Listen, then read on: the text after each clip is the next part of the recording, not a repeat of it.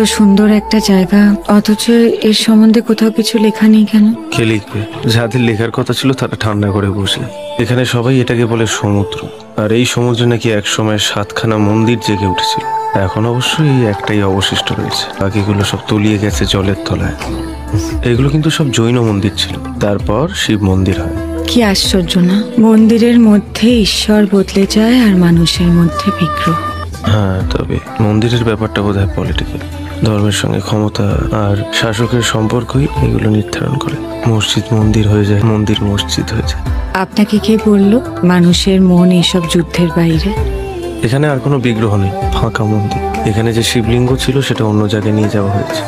বাঁধের জল ছাড়লেই এটা জলের তলায় তলিয়ে যায়, বছরের বেশিরভাগ সময় ডুবেই।